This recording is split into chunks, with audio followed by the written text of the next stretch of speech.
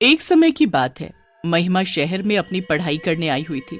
महिमा की एक बहुत ही अच्छी सहेली थी जिसका नाम मनीषा था। एक दिन महिमा की माँ का फोन आता है और वो महिमा को उसकी भाई की शादी के लिए घर बुलाती है। महिमा अगले दिन अपनी सहेली मनीषा को इस बारे में बताती है। मैं अपने घर जयपुर जा रही हूँ क्योंकि मेरे भैया की शादी है। अरे वाह, ये तो बड़ी खुशी की बात है। और तुम भी मेरे साथ जा रही हो, समझी? कोई बहाना नहीं चलेगा।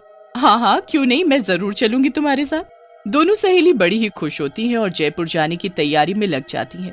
एक हफ्ते बाद दोनों जयपुर पहुंच जाती हैं। महिमा का इतना बड़ा घर देखकर मनीषा तो दंग रह जाती है। हर तरफ शादी की तैयारी चल रही होती है। आ गई मेरी बेटी। हाँ माँ, और देखो मेरे साथ कौन आए हैं, मेरी सहेली मनीषा। अरे बेटी, आओ आओ और इसे अपना ही घर समझो। जी माँ जी।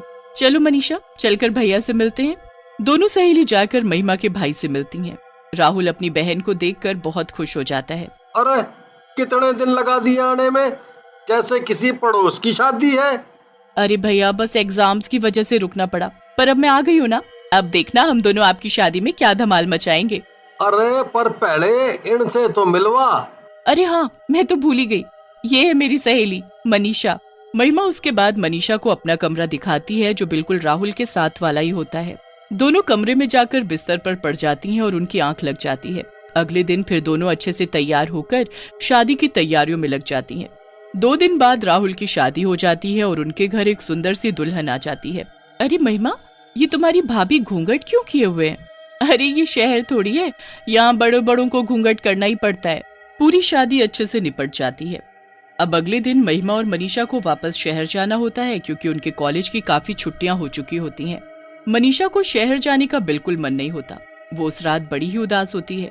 जब महिमा सो रही होती है तब मनीषा उठकर बाहर टहलने लगती है। टहलते टहलते मनीषा बालकनी में जाकर खड़ी हो जाती है। बाहर काफी अच्छा मौसम होता है और ठंडी ठंडी हवा चल रही होती है। पर फिर उसका ध्यान अचानक नई नवेली बहू पर जाता है। अरे, ये इतनी रात को छत पर क्या करने जा रही है? मनीषा उसके पीछे पीछे जाने लगती है और छत पर पहुंच जाती है। छत पर घूंघट में वो बस चलती ही जा रही होती है। उसके बाद वो अपना घूंघट ऊपर करती है और आसमान में पूरे चांद को देखने लगती है। आज तो चांदनी रात है और मेरा मकसद पूरा हुआ। आखिरकार इस घर की बहू मैं बन ही गई। अब मैं सबको खत्म कर दूंगी, सबको खत्म कर दूंगी मैं।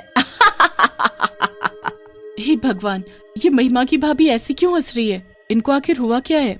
मनीषा छुपकर सब देख ही रही होती है कि तभी महिमा की भाभी पीछे मुड़ती है और फिर उसका चेहरा देख मनीषा वहीं जमीन में बैठ जाती है। वो कोई खूबसूरत लड़की नहीं बल्कि एक चुड़ैल होती है। मनीषा के तो गले से आवाज ही नहीं निकल रही होती। उसे कुछ भी समझ नहीं आ रहा होता कि अब वो क्या करे। वो जैसे तैसे हिम्मत करके खुद को संभालती है और अपने कमरे में भागती है। महिमा, महिमा, जल्दी उठो महिमा। क्या हुआ मनीषा, तुम ऐसे हाँफ क्यों रही हो? कोई बुरा सपना देख लिया क्या? सपना नहीं, सच में देख कर आ रही हूँ। तुम्हारी भाभी है ना? वो कोई और है, वो चुड़ैल है महिमा। मैंने खुद अभी उनको छत पर हंसते हुए देखा और वो आसमान में चांद को देखकर हंस रही थी और वो तो ये भी बोल रही थी कि वो सबको मार डालेगी।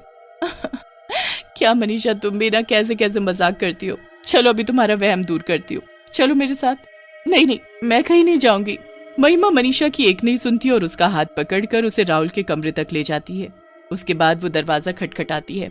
अंदर से दरवाजा महिमा की भाभी खोलती है और उन्होंने अभी भी लंबा सा घूंघट किया होता है। जी बोलो दीदी, क्या हुआ? इतनी रात को आप दोनों यहाँ? पता है, मेरी दोस्त को एक बुरा सपना आया तो बस मुझे आना ही पड़ा। अच्छा, सबसे पहले आप अपना ये घूंघट ऊपर करो, मेरी सहेली आपकी शक्ल देखना चाहती है। जी दीदी, अभी करती हूँ।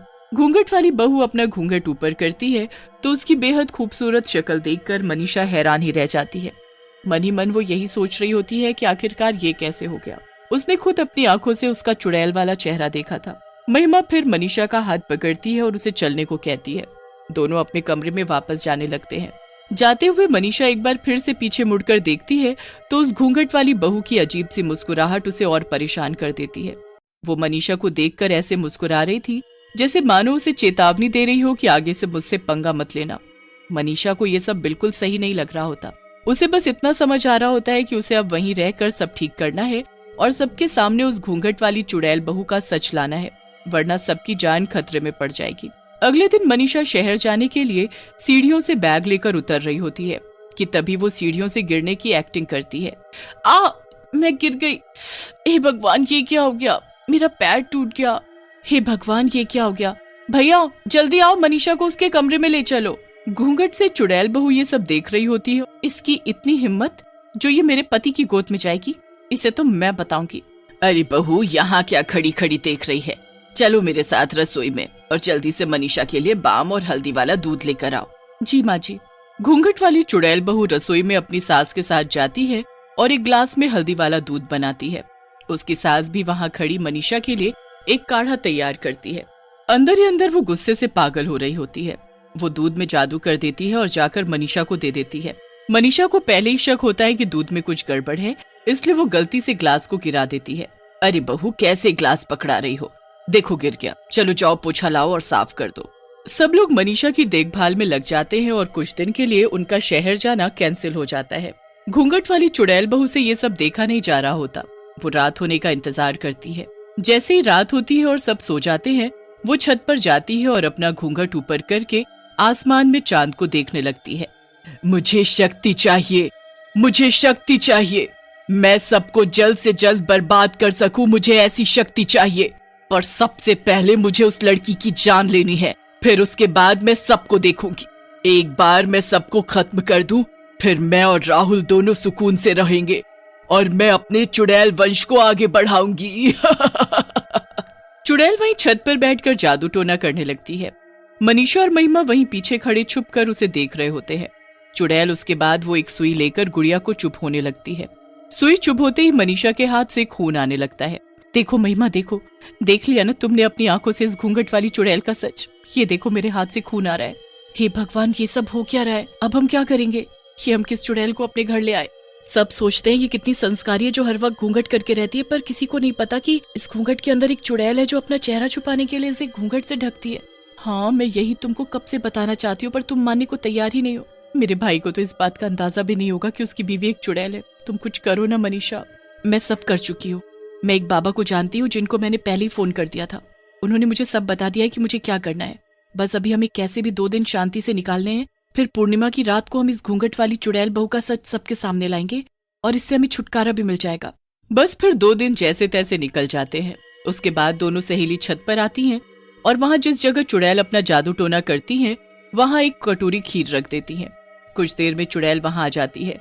मनीषा और महिमा बाकी घर वालों के साथ छुपकर चुड़ैल के आने का इंतजार कर रहे होते हैं। कुछ ही देर में चुड़ैल वहां आती है। वो अपना घूंघट ऊपर करके खीर देखकर बड़ी हैरान होती है। चुड़ैल को कुछ समझ नहीं आता, पर वो खीर देखकर रह नहीं पाती। वो उस कटोरी को उठाती है और खीर चखने लगती है। जैसे ही वो खीर खाती है, उसे उल्टी होने लगती है। ये क्या है? ये मुझे क्या हो रहा है? चुड़ैल जमीन में गिर जाती है और तभी सब घर वाले वहां आ जाते हैं। इसका अंत अब आ चुका है। इसने मेरी बनाई हुई खीर खा ली है। ये सब तेरा किया धरा है। तुझे तो मुझे उसी दिन मार देना चाहिए था। हाँ, पर तूने बहुत देर कर दी। चुड़ैल तड़प तड़प कर मरने लगती है। उसके बाद पूर्णिमा के चांद की रोशनी उस चुड़ैल पर उल्टा असर करने लगती है। उसे ताकत देने की जगह वो उसे जला देती है और चुड़ैल राख में बदल जाती है। सब उस घूंघट वाली चुड़ैल बहू से मुक्ति पा लेते हैं, पर राहुल बहुत दुखी होता है। अब अगले दिन मनीषा और महिमा भी वापस शहर जाने लगते हैं, पर जाते जाते राहुल के माता पिता मनीषा से कहते हैं, क्या तुम हमारे बेटे से शादी करोगी? मनीषा ये सुनकर मुस्कुरा देती है। बस फिर मनीषा शहर चली जाती है और राहुल उसकी पढ़ाई पूरी और उसके वापस आने का इंतजार करता है। पढ़ाई पूरी होने के बाद दोनों की धूमधाम से शादी हो जाती है और मनीषा महिमा की भाभी बन जाती है।